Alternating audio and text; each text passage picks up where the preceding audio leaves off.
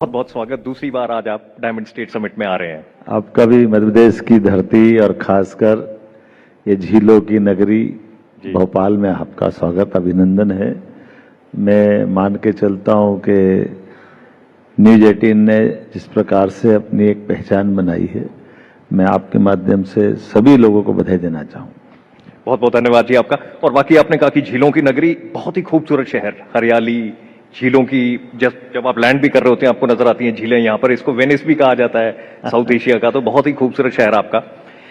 कोई भी उपलब्धि हो, कोई भी अचीवमेंट हो, बहुत बड़ी चीज होती है, मेहनत से मिलती है। लेकिन जब चुनौतियां भी बहुत बड़ी हो तो वो मेहनत और वो जो उपलब्धि है वो और बड़ी हो जाती है। बहुत ही साधारण परिवार से आप, पूनम चंद यादव जी के परिवार से, आलू बड़ा वो बेचते थे, बहुत ही साधारण परिवार से सारी चुनौतियां पूरी करते हुए आज आप मुख्यमंत्री हैं मध्य प्रदेश के। बहुत बड़ा राज्य है। कैसी रही आपकी ये यात्रा सारी? जब आप इसको देखते हैं, कैसी कैसी चुनौतियां सामने आई, उनको पार करते हुए यहां पर पहुंचना, क्या सोचते हैं आपकी इसमें कुछ किस्मत का भी रोल रहता है, कुछ मेहनत का भी रोल रहता है, कुछ पढ़ाई का, कुछ लगन का, कुछ विश्वास का? कैसे देखते हैं आप? देखिए, मैं इसको बहुत वैसे लेता हूं, ऐसे तो भगवान की कृपा तो होती ही है, लेकिन पद बड़ा हो सकता, लोगों का मन, हमारा जो मस्तिष्क है वो जमीन पे रहे तो सबसे अच्छा इलाज वही है। भगवान की दया से दायित्व तो चाहे जो मिले, हमारे मन पे उसका परमात्मा मद ना चढ़ाए, अहंकार ना आए, ये ज्यादा बेहतर है। मैं इतना ही मान के चलता हूं, मेरे लिए इतना ही पर्याप्त। पढ़ाई को आपने बहुत महत्व दिया, आपने कई डिग्रियां आपने प्राप्त की। इस वक्त आप देश के सबसे ज्यादा पढ़े लिखे मुख्यमंत्री हैं। आपने बीएससी की, आपने एमबीए की, आपने एलएलबी की, आपने पीएचडी की, इतनी क्वालिफिकेशंस। और दूसरी तरफ यह भी नहीं कि वो क्वालिफिकेशंस पीछे रह गई। स्वाध्याय आपके जीवन का एक बहुत बड़ा मूल मंत्र रहा है कि मैंने साथ साथ पढ़ते रहना है। ये नहीं कि मैंने सिर्फ जो जिसको कहते हैं ऑफिशियल डिग्री ले ली है तो अब मैंने और नहीं पढ़ने की मेरे को जरूरत। स्वाध्याय आपके लिए बड़ा इंपॉर्टेंट रहा है। तो जब आप यूथ को देखते हैं, आप अगली जनरेशन को देखते हैं, तो आप इस चीज को कैसे समझाने की कोशिश करेंगे कि स्वाध्याय का क्या महत्व है? देखिए, ये बात सही है कि सिलेबस का पढ़ना वो हमारी उस समय की आवश्यकता रहती है जब हम डिग्री ले रहे हैं, लेकिन पढ़ते रहना जरूर चाहिए। मैं इसको इस तरह से मानता हूं कि हमारे लिए विद्या भी धन है, तो उसका हमारे मस्तिष्क में संग्रह होते रहना और उसका समय पे सदुपयोग होना, ये अपने स्वांत सुखाय भी और व्यवस्थाओं के लिए भी आवश्यक है। मैं मान के चलता हूं इसमें जो प्रशासनिक दृष्टि है वो राजनेताओं में भी होना चाहिए। मैं इसमें आदर्श उदाहरण मानता हूं माननीय प्रधानमंत्री जी का, जिनका दिल्ली जाने के बाद नई टेक्नोलॉजियों के माध्यम से नए नए प्रकार से रुचि लेकर के आगे जब प्रधानमंत्री आगे चलते हैं तो हम सबको प्रेरणा देते हैं। मैं उनका धन्यवाद अदा करता हूं और आपके माध्यम से मैं सबसे कहना चाहूंगा कि हमको हमारी अपनी स्वयं की मनोदशा में, जब हम रोजमर्रा के जीवन में कोई भी काम कर रहे हैं, तो सबसे पहले हमारे खुद के लिए भी सारी चीजों से वो अपने को दक्ष होना चाहिए, जिसको अपनी भाषा में अपडेट कहते हैं कि हम अगर इतने अपडेट रहेंगे उतना परमात्मा हमको यश देगा। और उसमें मैं कोशिश करता हूँ स्वाध्याय के साथ अपने को आगे बढ़ाने के लिए, और स्वाध्याय के साथ अच्छी प्लानिंग करने में भी बहुत मदद आती है। तो अच्छी प्लानिंग करके अच्छे ढंग से चलने में सबके लिए ज्यादा अच्छा है, मैं तो सभी के लिए कहूंगा। तो लेकिन आप ये भी मानते हैं कि जितनी आपने ये सारी एजुकेशन आपकी रही, जो आपने ये पढ़ाई की, इसका आपको आज की डेट में फायदा हो रहा है मुख्यमंत्री के तौर पर? केवल उसकी नहीं, मैं आपको एक और जानकारी दे रहा हूं कि मेरी स्थिति में केवल इतना ही बताना चाहूंगा, पढ़ाई से जोड़ना नहीं चाहिए। कई दफा लोग कहते हैं ना पॉलिटिक्स में इतना पढ़ने की जरूरत नहीं है। नहीं, ये बहुत गलत फहमी है। राजनेताओं को खास करके दुनिया में भारत का जिस प्रकार से मान सम्मान है, हमारे यहाँ तो इस भारत की पहचान सदियों से दुनिया में शिक्षित देश की है। शिक्षा की जो महत्ता है, भगवान कृष्ण के काल से पहले और भी आगे जाएं तो हमेशा शिक्षा की और शिक्षार्थियों की मदद की आधार पर भारत ने अपनी यात्रा तय की और भारत की सनातन संस्कृति की धाक बनी दुनिया के सामने। हमारे लिए सौभाग्य की बात है, हम सब उस देश के वासी हैं जहां शिक्षा की गुणवत्ता के बलबूते पर तक्षशिला, नालंदा, वो विश्वविद्यालय जहां लोग पहनने के लिए कपड़े नहीं हुआ करते थे, हमारे यहाँ बड़े बड़े हजारों की संख्या में विद्यार्थी पढ़ते हुए लाइब्रेरी में बैठकर अध्ययन करते। और ऐसा भी नहीं कि सिर्फ आपने पढ़ाई ही करते रहे, साथ साथ ही कई चीजें और की आपने, चाहे वो तलवारबाजी हो, चाहे वो नाट्य में पार्टिसिपेट करना हो, चाहे वो एक्टिंग करनी हो, चाहे वो योगा करना हो, तो कई चीजें आपने इसके साथ साथ की। इनफैक्ट जब आप छोटे थे तो आपको ये भी शौक होता था कि आप एक्टिंग करें, नाटक वगैरह में हिस्सा लें, तो आप एक किरदार वहां पर निभाते थे जो गंधर्व सेन का किरदार होता था जो आप निभाते थे। और हमने कहानी तो बहुत पढ़ी है विक्रम और बेताल की, लेकिन शायद सबको ना पता हो कि उज्जैन के साथ महाराजा विक्रमादित्य का क्या कनेक्शन था। और विक्रम और बेताल की वो कहानी, वो 24 जो पहेलियां बुझाई जाती हैं और वो 25वीं पहेली में जाकर जब वो सारा जो उनको सिलसिला दिया जाता है पूरा करने का, वो पूरा होता है जाकर। तो ये जो सारी इतनी सारी कलाएं आपने साथ साथ सीखी, तो ये आपका कैसे इंटरेस्ट बना रहा है? एक तरफ चुनौती की मैंने पढ़ना है, एक तरफ चुनौती की साधारण परिवार से, एक तरफ चुनौती की मैंने आगे बढ़ना है छात्र राजनीति में, और साथ में ये सब चीजें। देखिए, एक शब्द है टाइम मैनेजमेंट। टाइम मैनेजमेंट, आप टाइम मैनेजमेंट करोगे तो आप सारी चीजें बहुत कुशलता से, दक्षता से करते चले जाओगे, और सारी चीजों से अल्टीमेटली आपके खुद के लिए भी, आपके काम के लिए भी, आपकी पहचान और आपकी व्यवस्थाओं के लिए भी।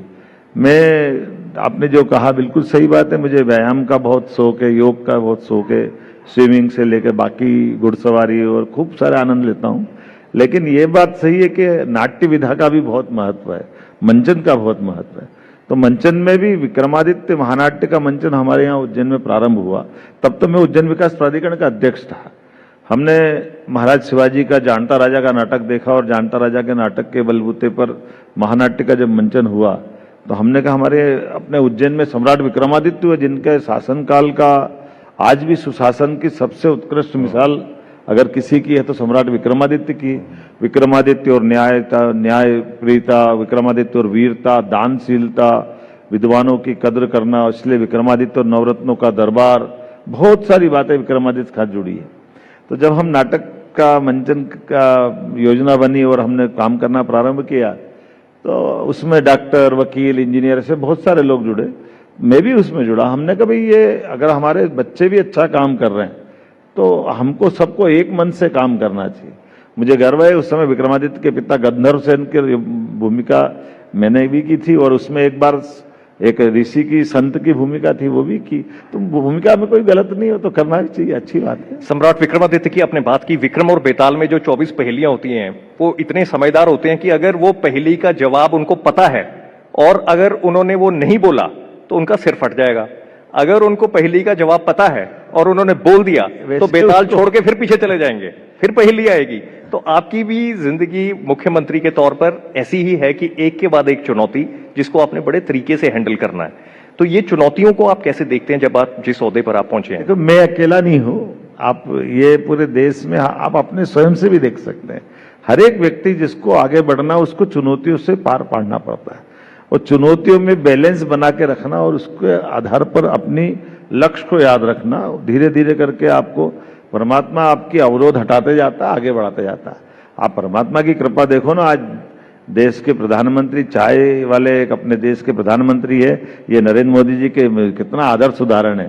तो जब एक चाय वाले वहां जा सकते हैं तो एक गाय वाला क्यों सीएम नहीं बन सकता? बताइए इसमें क्या दिक्कत है? बड़ी बात। मैं आपसे चुनौतियों की बात इसलिए कर रहा था कि थोड़ी देर में हम वापस इस मुद्दे पर आएंगे कि जो इस वक्त देश में थोड़े दिन पहले जो हालात भी हुए थे जिसमें जेन जी ने बहुत बड़ा प्रोटेस्ट किया था, कि कैसे उनको भी गाइडेंस दी जा सकती है, कैसे ये भी समझा जा सकता है कि कई चुनौतियां आप खुद पार करके बहुत बड़ी बड़ी उपलब्धियां भी आप कर सकते हैं। लेकिन आज हम आपको ये भी बताना चाहेंगे कि जहां हम बैठे हुए हैं, जो आपने पढ़ाई जिस तरीके से की, आपको पढ़ाने वाले एक हमारे साथ हैं आज, एक आपके शिक्षक, और जो आपने कला की बात की, जो आपने एक्टिंग की बात की, तो उसमें भी आपके साथ जुड़े रहे हैं आपके एक और बहुत पूजनीय शिक्षक, वो हमारे साथ हैं, बिल्कुल आपके सामने बैठे हुए हैं। गोपाल जी भी हैं और राज पुरोहित जी भी हैं। मैं आपका धन्यवाद अदा करता हूं। आपके कारण से मेरे गुरु माननीय डॉक्टर गोपाल शर्मा जी मिल गए। मैं उनका अभिनंदन करना चाहूंगा, उनका जोरदार ताली बजा करके। जैसे मैंने आपका अभी सामने कहा है, मैं पहले उनका अभिनंदन कर दूं? बिल्कुल जी, चलिए आइए प्लीज। ये बड़ा सौभाग्य हमारे लिए भी वो आज समय निकालकर उज्जैन से यहां पर आ सके।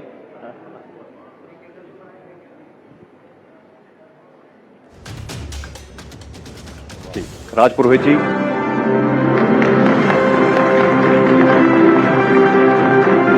गोपाल जी,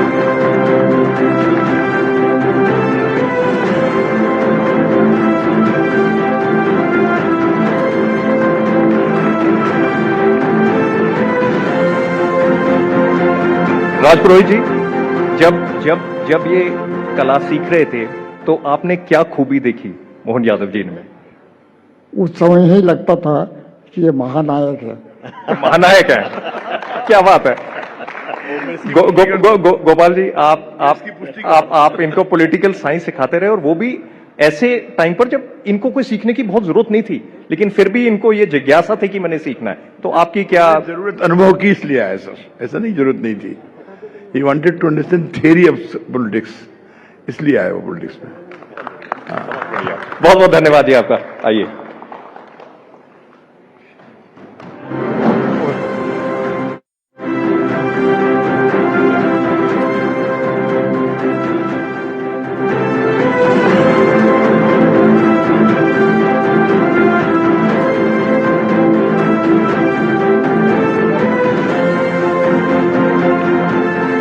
नहीं होगा। आइए।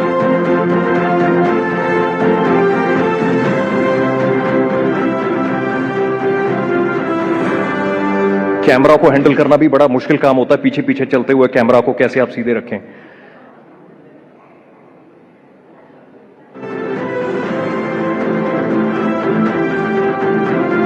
मोहन जी, हम बात कर रहे थे, आप अभी अपने शिक्षकों को मिले, आपने उनको सम्मानित किया आपने, कि इस वक्त बहुत सारा प्रोटेस्ट हुआ इंडिया में जेनजी को लेकर। जेनजी ने काफी प्रोटेस्ट किया कि नीट पेपर था और चीजों को लेकर। तो इस सारे प्रोटेस्ट को आप कैसे देखते हैं? मध्य प्रदेश में आपने काफी कानून, सख्त कानून आप लेकर आए हैं चीटिंग को लेकर और इन सब चीजों को रोकने के लिए।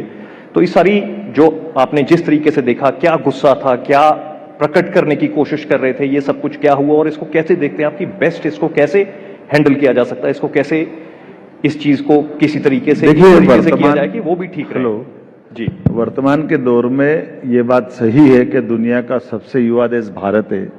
युवाओं की आबादी हमारे यहाँ बड़ी है। मेरे राज्य में भी आज अगर हम आबादी की दृष्टि से देखें तो मध्य प्रदेश सबसे युवा प्रदेश में से एक है। और ये बात भी सही है कि हमारे में से अगर कोई परीक्षा देने जाता है या कोई कंपटीशन में उतरता है तो मन में सबकी इच्छा होती है सफल हो, और सफल होते भी हैं मेहनत करते तो। लेकिन राज्य के लिए भी और देश के लिए भी माननीय प्रधानमंत्री जी सब स्वयं बीच में आते हैं और सारी बातों का समाधान निकालते हैं। मैं उस सौभाग्यशाली व्यक्तियों में से हूं जिसमें माननीय प्रधानमंत्री जी ने कहा कि हमारे ऐसे बच्चों के प्रकरणों को निराकरण के लिए फास्ट ट्रैक कोर्ट की घोषणा उनने की। आज घोषणा की, कल हमने सुबह ऑर्डर किया, शाम को कोर्ट बना करके सुप्रीम हाई कोर्ट से जो चीफ जस्टिस हैं उनने कंफर्म कर दिया, जज भी नियुक्त कर दिए। ये हमारे लिए त्वरित गति से काम करने के लिए 4 महानगर, इंदौर, भोपाल, ग्वालियर, जबलपुर, चारों महानगर में सबसे पहले कोर्ट में हमने कोर्ट गठन करते हुए इस बात की गंभीरता को प्रकट किया कि किसी भी प्रकार से हमारे लिए ये जो वर्तमान का समय है उसमें तत्परता की जरूरत है और युवाओं के मन में भाव बनाने की जरूरत है कि हमको हर हालत में माननीय प्रधानमंत्री जी और हम सब मिलकर के किसी के मन में कोई शंका नहीं होना चाहिए। इसलिए आप देखो जो जो कहा माननीय प्रधानमंत्री जी ने, इधर फास्ट ट्रैक कोर्ट बना दी, उधर लोकसभा विधानसभा में बिल ले आए, और आप देखोगे अपोजिशन के लोग जिनको इसमें राजनीति करना थी वो न तो उसमें कोई चर्चा करते हुए लोकसभा में दिखे, ना वो उस तरह से समाधान करते हुए कहीं संतोष व्यक्त करते दिखे। एक के बाद एक केवल राजनीति करने का जो तमाशा कांग्रेस ने किया है, मुझे लगता है कि युवा वर्ग भी उनको माफ नहीं करेगा। राहुल गांधी जी ने पार्लियामेंट में कहा कि या तो ये स्टूडेंट्स हैं या ये इडियट्स हैं या ये अंधभक्त हैं। तो ये स्टूडेंट्स हैं या इडियट्स हैं या अंधभक्त हैं, ये राहुल गांधी जी ने पार्लियामेंट में कहा। जो अभी आपने बताया कि कंस्ट्रक्टिव रोल नहीं प्ले किया, लेकिन इस कमेंट को आप कैसे देखते हैं? क्या इसमें कुछ और कहना चाह रहे थे वो और ये कह दिया? देखिए, मैं हमेशा उनके बारे में तो भगवान से कामना करता हूं, परमात्मा इस दुनिया के सबसे बड़े लोकतंत्र के अपोजिशन लीडर को कब समझ देगा, ये बड़े दुर्भाग्य की बात है। जब भी करते उल्टे ही काम करते, उनको खुद को मालूम नहीं वो करते क्या है और ऐसे करने से किसका भला करते हैं। आप ही ने कहा, मैंने नहीं कहा कि उनके बारे में, उनके द्वारा दिए गए शब्दों के बारे में उनको ही होश नहीं रहता क्या करते हैं। चुनाव चलते बिहार में वो पहुंच जाते यूरोप। अब चुनाव में आप हो नहीं, हो जो हार जाते तो फिर दोष किसी पे डालते हैं। हमारे अपने राज्य से लेकर भी देखो तब भी ऐसे ही होता है। तो उनके लिए तो मैं मान के चलता हूं कि उनकी भाषा, उनके शब्द, उनके विचार, मैं तो मान के चलता हूं कि मेरे कई कांग्रेस के मित्र कहते हैं कि हमारी कांग्रेस की आज पूरे देश में 80% से ज्यादा राज्य सरकार अगर चली गई बीजेपी और एनडीए के लोगों के लिए, तो सब वो राहुल गांधी जी पे ही प्रश्न खड़ा करते हैं। तो मैं तो मान के चलता हूं कि भगवान करे वो अपना काम कांग्रेस में करते रहे तो 100% बीजेपी का शब्द अनुकूलता बन जाए। कांग्रेस लेकिन दतिया की जीत को ये मान के चल रही है कि देखिए हमने हरा दिया बीजेपी को। कैसे कह रहे हैं? दतिया तो कांग्रेस की थी ना, तो कांग्रेस की सीट कांग्रेस के पास है, कोई बीजेपी पे थोड़ी जीते हो। दतिया उपचुनाव हुआ, पहले कांग्रेस की तरफ से विधायक राजेंद्र भारती जी थे, अब उनने खुद ने राजेंद्र भारती जी को पार्टी से बाहर कर दिया, अब धर्मेंद्र सिंह जी को लिया है, उनके दूसरे सज्जन को लिया है, तो अब उसमें हम क्या कर सकते हैं। लेकिन ये बात सही कि हम अपने इस लोकतंत्र में हमने उस काल में भी और आज के काल में भी लगातार उस गति से 1700 वोट ज्यादा पाए। ये बात सही कि मैं विनम्रता से कहना चाहूंगा, हमने चाहा था कि वो सीट छीने, लेकिन लोकतंत्र में जनता जो कर दे वो सही है। आज नहीं तो 2028 के चुनाव में आएगी बीजेपी, दतिया पक्का जीतने वाली, छोड़ने वाली नहीं है, ये पक्का है। अभ्युदय मध्य प्रदेश का आपका विजन है कि हमने इसको हर तरीके से डेवलप करना है। आप कल ही मुंबई में भी थे, आप टेलीकॉम क्लस्टर की भी बात कर रहे हैं, इंडस्ट्रियल कॉरिडोर्स की बात हो रही है। तो जब आप मध्य प्रदेश को आगे लेकर जाते हुए देखते हैं, तो इसमें आपके सामने कौन से बड़े टारगेट आपको नजर आते हैं कि ये मैंने पूरे करने हैं? क्योंकि अभी भी ये कृषि प्रधान क्षेत्र है अभी, और आपको इसको इंडस्ट्रियलाइजेशन की तरफ लेकर जाना है कि कृषि का थोड़ा सा संशोधन करना चाहूंगा जी। आज की स्थिति में मध्य प्रदेश बीते 2.5 साल में लगातार निवेश के हमारे देश के अंदर रोड शो, राज्य के अंदर हमारे industry conclave, regional industry conclave, GIS और देश के बाहर भी जाकर जितने हमने निवेश के कार्यक्रम किए, इस सब के कारण से पूरे देश में सबसे तेज गति से निवेश करवाने वाले राज्यों में मध्य प्रदेश बन गया। मुझे इस बात का गर्व है, सबसे तेज गति से। और सबसे तेज गति से बढ़ते बढ़ते सबसे कम बेरोजगारी वाला राज्य भी अगर कोई बन रहा है तो मध्य प्रदेश है। मुझे इस बात का भी गर्व है और मैं इस बधाई देना चाहूंगा।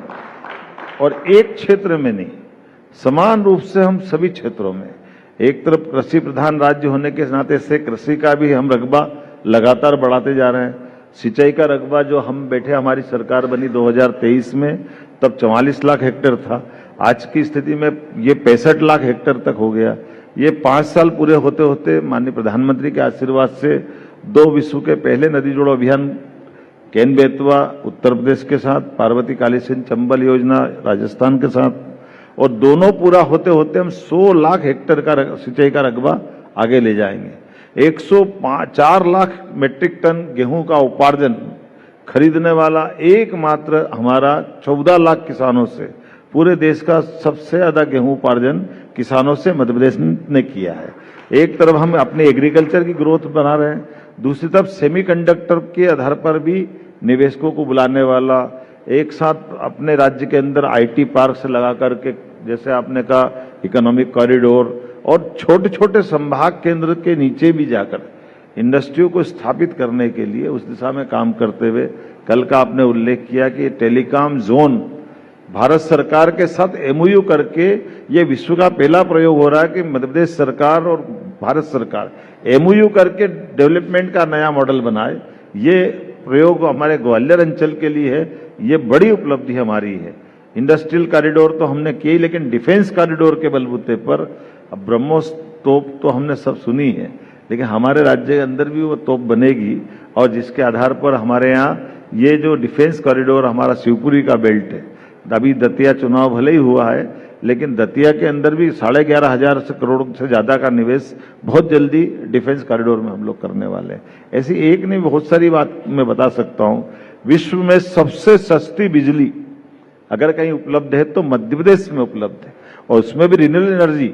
आप एनर्जी का भी जो हमारी हरित ऊर्जा, तो उसके सभी प्रकार, विंड एनर्जी, सोलर एनर्जी, हमारे दूसरे प्रकार से भी जो जितने प्रकार की हो सकती है, लेकिन सबसे सस्ती बिजली हमारे राज्य से मिल रही है। हमारे राज्य की बिजली से दिल्ली की मेट्रो भी चल रही है और कलकत्ता में भी बिजली पहुंचा रही है। सौभाग्य की बात है, ये बदलते दौर का। पांचवां सबसे बड़ा पॉपुलेशन के हिसाब से ये राज्य है, 8 करोड़ 90 लाख के करीब आपकी पॉपुलेशन है मध्य प्रदेश की। बार बार आपके ऊपर ये प्रेशर हर बार आता है कि सरकार आपकी है तो सरकारी नौकरियां दी जाए लोगों को। अब सरकारी नौकरियों की एक लिमिट है, कितनी सरकारी नौकरियां, और सरकारी नौकरियों पर तो दुनिया नहीं चल पाएगी। लोगों को सिस्टम बनाने पड़ेंगे, आपको मध्य प्रदेश की इकोनॉमी को उस लेवल पर लेकर आना पड़ेगा कि मध्य प्रदेश में नौकरियां मिले। लेकिन वहीं पर आपका ही एग्जाम्पल सबसे पहले आ जाता है कि आपको किसने कोई नौकरी दी, आपको आप मुख्यमंत्री बन गए। तो जो आप कहना चाह रहे थे वो यही बात थी कि मेहनत करनी पड़ेगी, सिस्टम चलाने पड़ेंगे, काम की कमी नहीं है। लेकिन जब आपसे ये प्रेशर आपके ऊपर आता है कि सरकारी नौकरियां दी जाएं, तो कैसे आप इसको हैंडल करते हैं? देखिए, मैं आपके सामने बताना चाहूंगा, 2 तरह के आंकड़े देना चाहूंगा। ये बात सही है कि लगभग 8 से 9 करोड़ की आबादी का हमारा राज्य है और सभी प्रकार की सरकारी अगर नौकरी कहा जाए तो वो लगभग 10 लाख के अंदर है। लेकिन हमने अपने बीते 2.5 साल के अंदर लगभग 1 लाख से ज्यादा नौकरियां तो दे दी है। अकेले 2 साल के अंदर हमारे यहाँ पुलिस विभाग में 18,500 पदों की मंजूरी दी है। 7,000 हमने अपने एजुकेशन डिपार्टमेंट में असिस्टेंट प्रोफेसर की भर्ती की है। 10,000 स्कूल शिक्षा में भर्ती की है। मैं बीते गुरु पूर्णिमा के अवसर पर उज्जैन में था, 1,000 तो हमने उसी समय सारे शिक्षकों के उनको अपने नियुक्ति पत्र दिए हैं। फॉरेस्ट से लेकर सारे डिपार्टमेंट में भर्ती चालू कर रहे हैं। लेकिन उसके अलावा भी लगभग 2.5 लाख पद पे हम प्रमोशन कर रहे हैं। 15 सालों से प्रमोशन बंद थे, अब तो हर विभाग से इतनी मिठाई खिलाते कि मिठाई खा खा के परेशान है। हर एक जगह से कहीं से भी समाचार उठा के देखे, किसी का 10 साल में, किसी का 15 साल में, किसी का 20 साल में प्रमोशन नहीं हुआ। हमने कहा कोई बात नहीं, हम सब इसी के लिए बैठे। तो ये लगभग फिर 2 साल में ये 2 लाख से ज्यादा पद फिर वेकेंट हो रहे जब हम भर्ती करेंगे। लेकिन फिर जैसे मैंने आपने भी सही कहा कि हमारे राज्य के अंदर युवाओं को रोजगार के आधार पर नौकरी पाने वाला नहीं, नौकरी देने वाला बनाना, ये लक्ष्य हमारा है और इस दिशा में हम काम कर रहे हैं। इसलिए राज्य के अंदर निवेशकर्ताओं में पहले प्राथमिकता राज्य के अंदर निवेशकर्ता उद्यमियों के लिए हम विशेष बहुत सारी लगभग 25 प्रकार की अलग अलग हमने पॉलिसियां ला करके पारदर्शिता से सरलीकृत आधार पर व्यापार व्यवसाय को बढ़ावा देने का प्रयास किया है।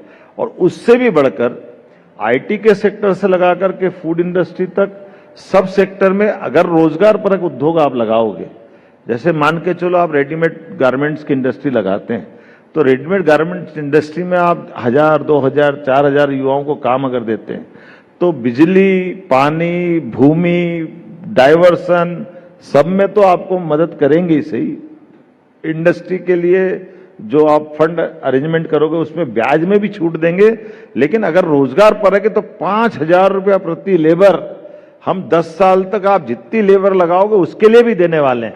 ये हमारे लिए रोजगार आधारित उद्योगों के लिए काम करने का परिणाम है। इसी के कारण से जैसे कल मैं मुंबई में था तो बड़े पैमाने पे हमारे वहाँ के इस सेक्टर टेलीकॉम कम्युनिकेशन की बड़ी बड़ी कंपनियों ने कहा कि ये हम तुरंत इन्वेस्टमेंट करना चाहते हैं, क्योंकि ये कोई राज्य नहीं कर रहा है, एकमात्र मध्य प्रदेश कर रहा है। क्योंकि हमने कहा कि हमारे पास 2 तरह की दृष्टि है, एक रोजगार आधारित उद्योग लगाने वाले लोगों के लिए हम ये बीजीएफ अलग से देने वाले हैं, दूसरा जो रोजगार आधारित नहीं करते तो उनको दूसरे प्रकार से मदद करेंगे, लेकिन लेबर में नहीं करने वाले हैं। पर लेबर आधारित उद्योग लगाने के लिए हम हर एक व्यक्ति को रोजगार देना चाहते, काम देना चाहते, उसको स्वावलंबी बनाना चाहते, उसको सक्षमता से अपनी जिंदगी गुजर बसर करने लायक बनाना चाहते। अगर आप फ्लाइट लेकर कभी मिडिल ईस्ट की तरफ जाएं, जहां पर यूएई, कतर और ये सब देश हैं, तो आप देखेंगे कि नीचे पूरा भूरापन ही नजर आता है, रेत ही रेत, वहां पर हरियाली कहीं नजर ही नहीं आती। तेल जरूर है उनके पास, लेकिन जब आप मध्य प्रदेश के ऊपर आते हैं आपको हरियाली ही हरियाली चारों तरफ नजर आती है, जो पर्यावरण एक बहुत बड़ी देन है और जो आगे चलकर और भी बड़ी चीज हो जाएगी, क्योंकि जिस तरीके से उसका महत्व बढ़ता जा रहा है दुनिया में। आपका जो वन भवन है, कल मैं देख रहा था, वो इतना बड़ा वन भवन तो शायद ही किसी राज्य का होगा जितना, और मॉडर्न और जितना बड़ा वो मिलेगा। और वन के अंदर वो सब जानवर भी मिलेंगे जो दूसरी जगह दुनिया में कहीं नहीं मिलने वाले हैं। इस भोपाल के अंदर आप इसी की नजदीक की सड़कों पे आप कभी रात में और दिन में अंतर करना, कई सड़कों पे दिन में मनुष्य घूमते, रात में टाइगर घूमते, ये हमारे भोपाल में ही संभव है। ये हमारे भोपाल में ही संभव है कि हमारे यहाँ वल्चर को छोड़ रहे हैं और वो तजाकिस्तान में जाकर मिलता है।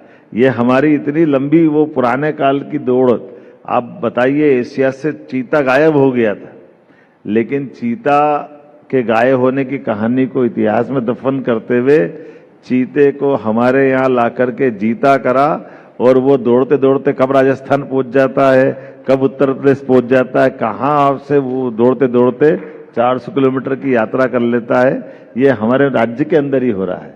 घड़ियाल सबसे शुद्ध पानी में रहने वाला जानवर जो चंबल नदी में होता है, वो घड़ियाल हमारे राज्य के अंदर विलुप्त प्राय हुआ था, लेकिन आज वो हमारे यहाँ पुनर्बसाहट हो गई है। गजराज हाथी असम केरल की सुनोगे, अब जरूरत नहीं, आप जबलपुर के पास कान्हा बांधवगढ़ में 100 से ज्यादा हाथी हमारे यहाँ वापस दौड़ते घूम रहे हैं, जो हमारे लिए हमारे उस गौरवशाली अतीत को जिंदा कर रहे हैं। तो हमने अपने राज्य के अंदर राज्य की नैसर्गिक सुंदरता, वन संपदा, वन्य जीव संपदा और मनुष्य आधारित व्यवस्थाओं को बलबूते पर, लेकिन पुरानी गौरवशाली विरासत को भी जिंदा रख रहे हैं। साथ ही साथ आपको शिकारे में अगर यात्रा करना हो तो आपको कश्मीर के डल झील जाने की जरूरत नहीं, भोपाल की झील में भी शिकारे मिलेंगे। ये हमारे राज्य के अंदर हो रहा है। लेकिन इसमें ही आपके सामने ये चुनौती आ जाती है कि औद्योगिकरण अगर आपने करना है मध्य प्रदेश का, तो और साथ में आपने ये सारा कुछ भी बना के रखना कि पर्यावरण ना बिगड़े, तो बहुत ही ज्यादा आपको एक उदाहरण सेटअप करना पड़ेगा कि कैसे दोनों चीजें साथ साथ हो सकती हैं। दोनों बराबर से कर रहे हैं। जैसे आप अगर इंडस्ट्री में आना चाहते तो इंडस्ट्री की छूट है, आप टूरिज्म में आना चाहते तो टूरिज्म में इसी प्रकार की छूट है, ताकि टूरिज्म के बलबूते पर हमारी वन्य संपदा को भी सेव कर रहे हैं, उनको इकोसिस्टम बना के रख रहे हैं, लेकिन उसमें भी रोजगार के अवसर ले रहे हैं। उस रोजगार के आधार पर हमारे पर्यटन के आसपास में रहने वाले सभी वनवासी, आदिवासी भाई बहन या ग्रामवासियों को भी हम सीधे भागीदार बना रहे हैं। आप अंदाज लगा लो कि आपके पास अगर पर्यटन क्षेत्र के आसपास कोई कच्चा मकान है, आप 2 कमरे, 4 कमरे, 6 कमरे, 8 कमरे का होम स्टे बना लोगे, तो आपके होम स्टे बनने में भी हम आपको उसमें भी मदद करेंगे। फिर आपका बिजली का बिल भी कमर्शियल नहीं आएगा, रेसिडेंशियल आएगा। आप अगर भोजनालय चालू करो तो भोजनालय को कोई कमर्शियल तरीके से टैक्स नहीं देना पड़ेगा।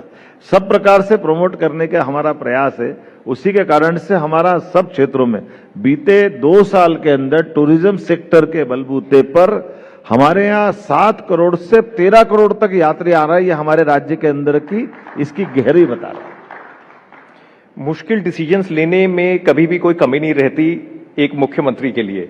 तो आपने अब जैसे यूसीसी को इंप्लीमेंट करना हो स्टेट में, चाहे वक्फ बोर्ड में जो मॉडिफिकेशंस लेकर आनी है वो लेकर आनी हो, और साथ में जो अभी बहुत सारे नाम हैं जो बदले गए, जहां पर मुस्लिम नाम थे शहरों के या जगहों के जिनको हिंदू नाम की तरफ लेकर गए, तो इन सब चीजों को आप कैसे लोगों को समझाते हैं, या आप उनके पास कैसे इसको किस तरीके से कन्वे करते हैं कि उनको समझ आए कि आप क्या करना चाह रहे हैं? देखिए, बहुत सरल है। कांग्रेस ने अतीत के काल में हिंदू मुसलमान को लड़ाने का जो प्रयास किया, आजादी के पहले खिलाफत आंदोलन की मदद के बलबूते पर कांग्रेस ने मुस्लिम समाज को हिंदू समाज से दूर करने का काम किया। उसका परिणाम निकला कि पाकिस्तान बना, पाकिस्तान से भी उसका बच्चा बांग्लादेश बना। ये पाप सारा कांग्रेस के खाते में है। बाद के काल में भी जब पाकिस्तान बन गया तब तो हिंदू मुसलमान नहीं करना चाहिए था, लेकिन कांग्रेस ने फिर वोट बैंक के बलबूते पर राम मंदिर से लेकर सभी मसलों पर समाज को बांटने का काम किया। आप बताओ, 12 साल से ज्यादा राज्य में देश के अंदर माननीय प्रधानमंत्री नरेंद्र मोदी जी की सरकार चल रही है, एक भी जगह दंगा हुआ क्या? यही देश पहले भी था, ये देश अभी है। इसीलिए राम मंदिर जैसे विषय पर कितनी बार गोली चली, कितना नाटक हुआ पहले, लेकिन सुप्रीम कोर्ट के निर्णय के बाद राम मंदिर बन के तैयार हो गया। भगवान राम अयोध्या में अपने धाम में मुस्कुरा रहा है, लेकिन बाल बराबर भी कोई कष्ट किसी को हुआ क्या? वो तो और जो 75 साल तक मुकदमा लड़ता रहा, वो अंसारी भाई भगवान राम के जन्म मंदिर के प्राण प्रतिष्ठा में भी उपस्थित था, और अभी ध्वज चढ़ रहा था तब भी उपस्थित था। अगर कोई अनुपस्थित था तो कांग्रेस के नेता वो एक नहीं गए। ये कांग्रेस का वर्तमान का दोहरा चरित्र है। ऐसे ही राज्य में हमारे यहाँ के हाल हुए। आप बताइए, आज हमने भोजशाला जैसे मुद्दे पर पूरे प्रदेश के अंदर शांति सुव्यवस्था कायम रखी, जिस भोजशाला को लेके कई बार पहले कष्ट हुए। इसी प्रकार से हमारी दृष्टि स्पष्ट है, राम और रहीम में कोई अंतर नहीं होना चाहिए। आप रसखान के दोहे देखिए, रहीम के दोहे देखिए, भगवान राम और कृष्ण की भक्ति के उनके मुंह से कितने सुंदर सुंदर भाव है। ऐसे में अगर राम एक शादी करता है तो रहीम को भी एक ही करना चाहिए ना, वो 4 क्यों करेगा? मुझे इस बात की प्रसन्नता है कि हम अपनी मुस्लिम समाज में 3.5 करोड़ से ज्यादा हमने डिजिटली उनको इन्वॉल्व करते उनके बीच ये बात पहुंचाई। 10 लाख से ज्यादा सुझाव सब समाज के बीच में लाने का प्रयास किया। उसका परिणाम है कि 76% से ज्यादा मुस्लिम बहनों ने कहा कि हाँ एक समान कानून होना चाहिए। 40% से ज्यादा मुस्लिम लोगों ने कहा कि एक समान कानून होना चाहिए। तो इसके परिणाम रहा कि हमारे राज्य में यूसीसी वैसे ही पारित हो गया जैसे बाकी रूटीन के कानून पास हो रहे हैं। और मुझे गर्व है कि ऐसे मामले में सबसे बड़े राज्यों में मध्य प्रदेश शामिल हुआ। ये हमारे लिए सौभाग्य की बात। आपने भोजशाला की बात की, सम्राट विक्रमादित्य की बात हुई थी थोड़ी देर पहले कि आपको हर चीज बड़े सोच समझ के करनी पड़ती है कि चीजें बिल्कुल ठीक चलती रहे यहां पर और किसी को कोई दिक्कत ना आए। तो ये जो आपको डिसीजन लेनी पड़ती हैं, इसमें आपके पास डायरेक्शन बिल्कुल क्लियर है, आपकी सोच बिल्कुल क्लियर है कि मैंने क्या करना है। अगर शोले का डायलॉग सुना आपने, बहुत अच्छा डायलॉग था, जो डर गया समझो मर गया। मर गया। तो जो निर्णय करना है एक ही बार करना है। और परमात्मा की दया से मैं बाबा महाकाल की नगरी से आता हूं। एक बार जन्म हो गया, दोबारा अब जन्म जब होगा तब होगा। मौत एक ही बार आएगी, दूसरी बार नहीं आने वाली। तो इसलिए उससे क्या डरना, वो तो आना जब आएगी। लेकिन निर्णय करना, निर्णय से अगर अच्छा दुनिया और देश के अंदर हमारे राज्य की प्रगति होती, माननीय प्रधानमंत्री जी के नेतृत्व में प्रदेश और देश दो ही आगे बढ़ते, हम उनके साथ में कदम से कदम मिला करके, तो निर्णय करने में अब आपने विक्रमादित्य की बात कही। विक्रमादित्य का असली नाम मालूम आपको? असली नाम मालूम है? नहीं। विक्रमादित्य का असली नाम सहसांक है। माननीय पद्मश्री डॉक्टर राजपुरोहित जी यहाँ मौजूद हैं, इनने उस पर किताब भी लिखी है और हमारे महानाट्य के आप राइटर भी हैं। विक्रमादित्य का विक्रम का अर्थ है उल्टे क्रम को सुक्रम की लाए, उसको विक्रम कहते हैं। और आदित्य के समान उनकी प्रतिभा है। तो विक्रमादित्य का सबसे बड़ा गुण यह है कि जहां डर नहीं है वहीं विक्रम है। हमारे लिए सौभाग्य की बात है, मैं विक्रमादित्य की नगरी से भी आता हूं और विक्रमादित्य के सुशासन को दुनिया जानती है। परमात्मा की दया से माननीय मोदी जी को हम देखते हैं।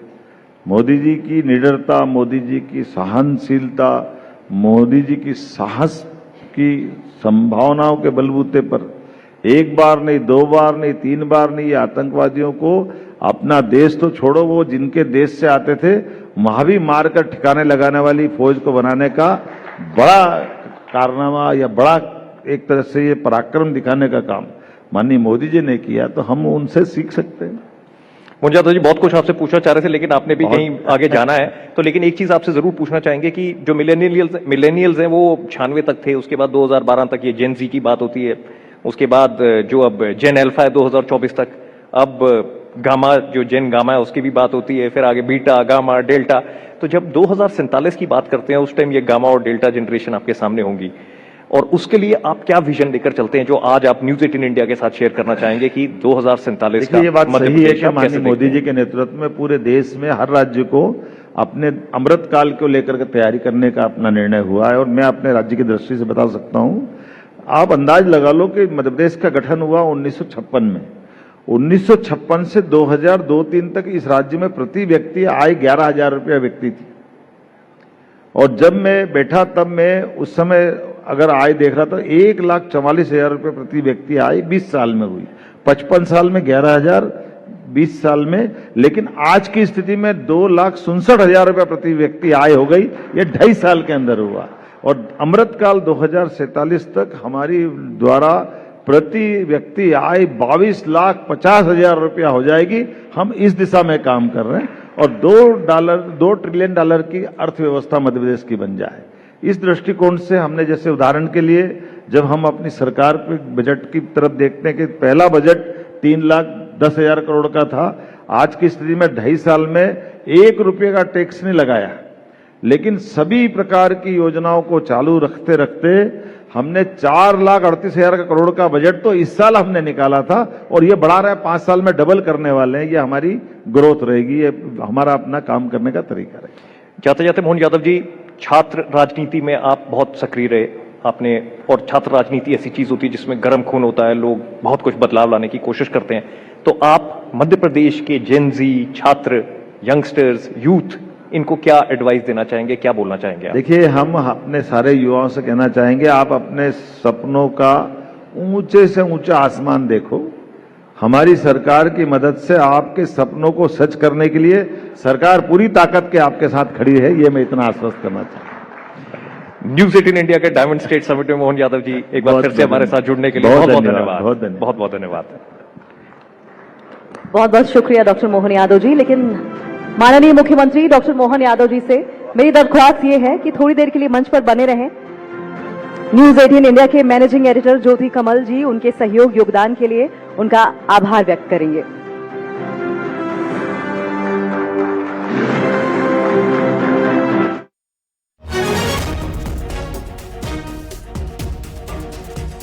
तो न्यूज 18 के मंच पर सीएम डॉक्टर मोहन यादव का बड़ा बयान, पेपर लीक पर सरकार गंभीर है।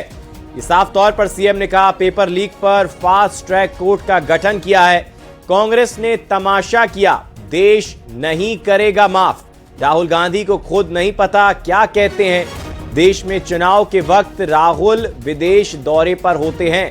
ये तमाम बातें सीएम डॉक्टर मोहन यादव ने न्यूज 18 के मंच पर कही है।